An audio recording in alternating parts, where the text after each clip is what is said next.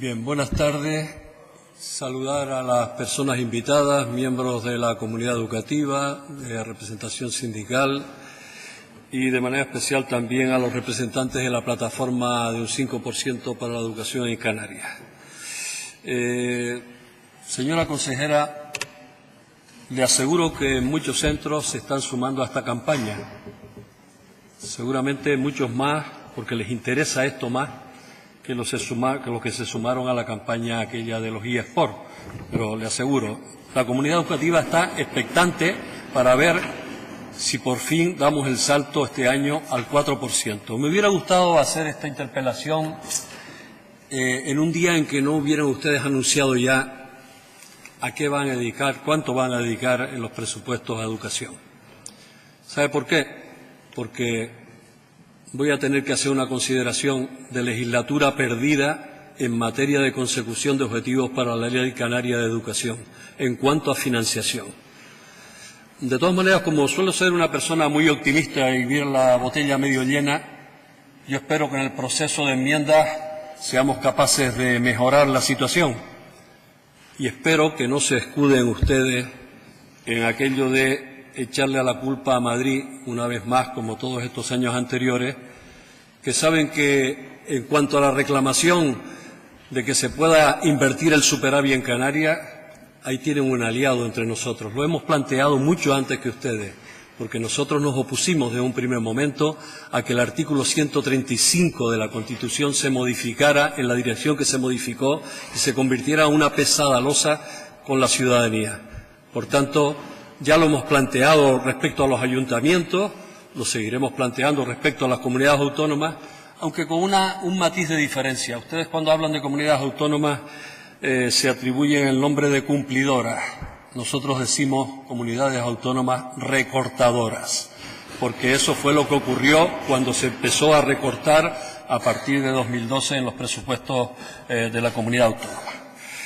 Mire, hace un año aprobábamos en este mismo Parlamento una proposición no de ley que me tocó defenderla, en la que instábamos al Gobierno de Canarias a que en los presupuestos para 2018, para el presente año, se incrementaran hasta llegar al 4% para dar cumplimiento a la Ley Canaria de Educación de 2014. Y además le planteábamos un segundo apartado en esa PNL, que era que en los próximos años, hasta 2022, para poder llegar a cumplirlo, se incrementara en ese cuatrienio un 0,25% cada año. Ilusos nosotros, ¿no? Porque, bueno, una PNL que aprobó mayoritariamente esta Cámara, con la abstención solo de Coalición Canaria, pero que el problema está en que una cosa es aprobar PNL y otra cosa es llevarlo a las enmiendas y a los presupuestos. Y eso no se cumplió por parte de todos los grupos. Nosotros esperamos que este año, en la moción que vamos a presentar, que es la moción fundamentalmente que nos ha presentado la Plataforma Canaria por un 5% para la educación, pues se sume a esa moción la totalidad de los grupos.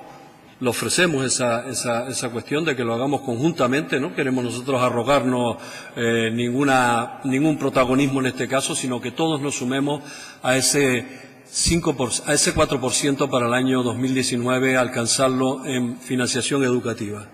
Nos parece importantísimo porque consideramos que la sociedad canaria lo está demandando. Voy a recordarles por un momento nada más qué pasaba con el programa electoral en 2015 de Coalición Canaria, Partido Nacionalista Canario. Ustedes prometían incrementar el presupuesto de inversión en educación hasta alcanzar la media europea. La media europea en ese momento estaba ya en el 4,9%. Esa promesa que ustedes situaban entonces se supone que tenían los datos suficientes como para cumplirla, porque claro, cuando uno hace promesas y lo incluye en los programas electorales, nosotros tenemos la consideración de que un programa electoral es un contrato que se firma con la sociedad, no es un engaño para que nos voten y luego hacer lo contrario de lo que decíamos. Por tanto, suponíamos que tenían los datos suficientes económicos y de expectativas de crecimiento, etcétera, como para hacer esa promesa. Y además añadieron que era necesario hacer eso para acometer con suficiencia los retos en materia de personal, de servicios complementarios, de mejora en infraestructuras y dotaciones, así como de becas y ayudas al estudio en las diferentes etapas y ofertas educativas. Eso decían en su programa electoral.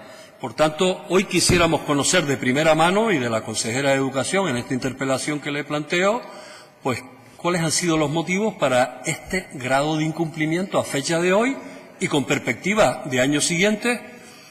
¿Qué se plantean ustedes respecto a la educación? Porque no hemos estado creciendo. O sea, mientras el Producto Interior Bruto ha estado creciendo por un lado, la educación no ha crecido al mismo ritmo. La plataforma del 5% para la educación le preguntaba recientemente al señor Clavijo en una carta abierta y le decía: ¿no considera grave que los niños de 0 a 3 años de todas las familias y sus familias sufran la más baja tasa de escolarización del país? Bueno, ustedes mismos encargaron un informe a las universidades canarias que ponía de relieve la importancia de esta etapa educativa estimuladora, potenciadora del desarrollo, preventiva en cuanto a las necesidades educativas, las dificultades, compensadora de desigualdades, etcétera. Todo eso decía el informe. Pero, ¿en qué se ha plasmado eso respecto a las políticas en 0 a 3 años? Hemos escuchado en este Parlamento durante este tiempo en diversas ocasiones que hasta que Madrid no lo haga, que hasta que no haya una ley que ampare en Madrid. Mire, hay comunidades educativas que con medios similares a los nuestros, y hablamos de Andalucía o hablamos de cualquier otros lugares, tienen porcentajes que llegan hasta el 50% de oferta de plazas de titularidad pública 0 a 3 años. Mientras en Canarias estamos, en este año, estábamos el pasado en un 13%, estamos en un 16%, pero es que la media estatal está en un 37%. Es decir, no hay ninguna excusa, por lo menos en lo que respecta comparativamente al Estado, el que eso ocurra. Y sin embargo, les escuchamos con muchísima frecuencia y sobre todo con sus soportes y sus apoyos del Partido Popular y de la agrupación socialista Gomera, pues de referirse a la población canaria y decirle: le vamos a devolver dinero a los bolsillos de los canarios, vamos a revertir, vamos a disminuir impuestos, etcétera. Nosotros estamos en desacuerdo con ese tipo de políticas. Mire, tanto el Consejo Escolar de Canarias como el propio diputado del Común, las dos universidades canarias y la totalidad de los grupos parlamentarios aquí, exceptuando el grupo que soporta al Gobierno, que ha mantenido en este asunto una actitud, digamos, de prudencia o de tibieza respecto a esto, pues le hemos recordado que hay que cumplir la Ley Canaria de Educación. Y cumplir la Ley Canaria de Educación es desarrollar los planes, desarrollar los proyectos, no solo eso, es hacer evaluaciones de los mismos, pero sobre todo es que hay que dotarla económicamente, porque una ley que no está dotada económicamente es una ley muerta totalmente, es una declaración de principio. Y en nuestros centros educativos tenemos, y en Canarias en general, ha habido y hay un retraso educativo, bajo nivel de estudios de la población adulta, y en unas islas más que otras, también lo hay. Déficit heredado, necesidad de una apuesta por lo digital, que ese debate lo hemos tenido largamente también este año. Obligación de garantizar la accesibilidad universal, derecho a la educación. Y frente a eso, ¿qué nos encontramos? No hay políticas transversales. Ahora hemos estado hablando de pobreza en la intervención anterior. Los altos índices de pobreza están ahí también. ¿Qué se ha hecho desde las distintas consejerías con políticas transversales para combatirlo? La consejera nos planteaba algunas cuestiones, pero suponemos que son insuficientes cuando los datos continúan de manera tosuda, mantenidos en el mismo lugar. Yo creo que en la fase de enmiendas estamos a tiempo de corregir. Voy simplemente a mostrarles algunos datos en algunas tablas de cómo es la situación actual. Esta gráfica nos muestra la involución del porcentaje de educación respecto al PIB. De un 4,3% del PIB en 2009 se pasó al 3,57% de 2018. La línea roja que ustedes ven ahí significa el 4%. En sus estimaciones que tienen para 2021, que lo publicaron en un BOC de abril, resulta que nos encontraríamos en 2021 en un 3,66%. Pero mire, es que si nos vamos a profesorado por cada 100 alumnos, resulta que en Canarias estamos los penúltimos en profesorado por cada 100 alumnos. Solo Madrid, gobernado desde hace mucho tiempo por el Partido Popular, está por detrás en cuestión de ratios de profesorado. En tiempos en que ha habido crisis, en tiempos en que hubo bajada entre 2008 y 2013, el presupuesto en educación bajó globalmente en torno a un 14,04%. Pero es que en época de recuperación, 2013-2016... Tiene un minuto, señor Morales.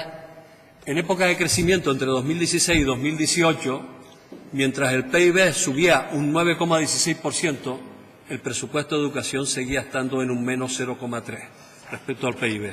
Por tanto, digamos que estas son las cifras, señora consejera. Y finalmente, para terminar esta primera parte de la intervención, decirle que cuando hablan de reducción de impuestos, nosotros decimos que Canarias está a la cola en lo que significa contribución fiscal a los presupuestos, entre los impuestos directos y los indirectos. Hay un equivalente solo a un 3,63% en lo que significa los impuestos en Canarias. Andalucía, el País Valenciano, Extremadura, Asturias, Cantabria o Baleares superan el 6%, nos duplican. Por tanto, cuando se habla de reducir impuestos, se está atentando contra los derechos de la mayoría social, porque significa no redistribuir la riqueza.